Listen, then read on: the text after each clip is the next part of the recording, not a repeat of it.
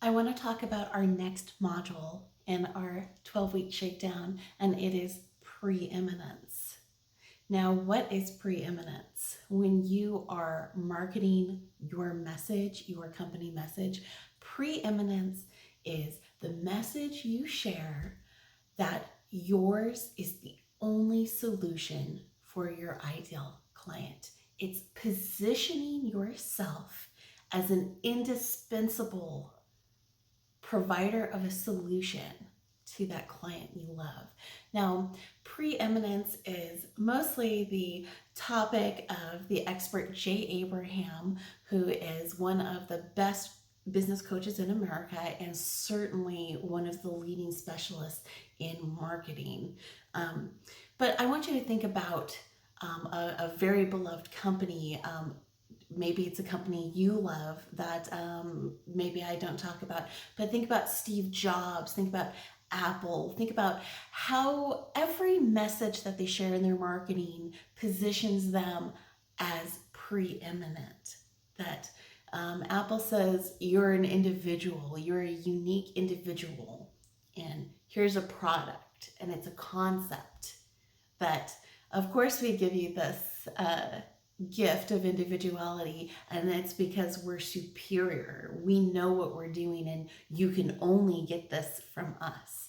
So the companies that are led by visionaries really understand that their marketing message positions them to be dominant in the mind of their ideal customer. So let's go into a few of the things that Jay Abraham tells you need to do to be preeminent. The first one is be in love with your client.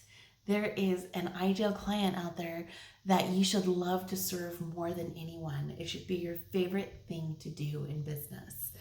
Because if you're not in love with them, you can't just want to be in business. You can't just love the industry or the field you're in. You have to be in love with the outcomes, with the results that you give that client, because it's going to change your energy and your commitment. When you're in love with your client, you will improve every aspect of your business to be perfect, to anticipate their needs, to exceed every expectation. The second part we want to talk about is communicating results. And the way I see this is having a transformation that you know intimately.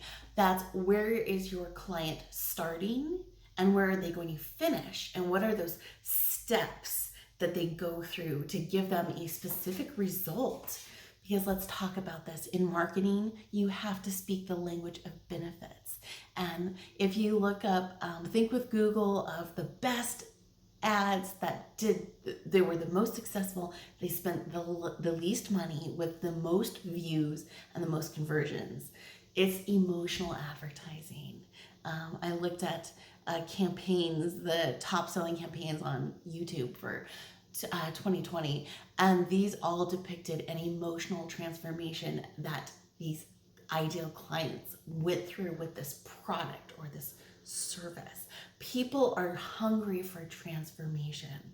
They either want to go towards something or away from something, and they unconsciously want these things. So your job as someone with a vision, as someone who wants to lead or dominate your industry, you need to describe in words and pictures and whatever kind of media works about them moving towards what they want or away from something to give them that ideal destination. And you want to wrap it all up, and only you could give them the transformation that they really want, that they really need, that would make the biggest difference in their life or their business. And then you need to stop thinking about people in terms of being customers, because that could be as narrowly defined as a financial transaction. But instead, you need to think about people as clients. If you look that up in the dictionary, a client is someone who you assume care for. You're their trusted advisor, and you would always protect what's essential to them. It's safety, it's security, it's getting them results, It's looking down the road around the corner for them, knowing what they need, because if they don't trust you as an advisor with them as their client, they're not going to invest in your solution the way they should. The last part is, if you're a trusted advisor, you need to give people the information and the motivation to only consume the amount that they need, to not sell them less of a solution than what they need. And Jay talks about this like going into a water store when you're really thirsty.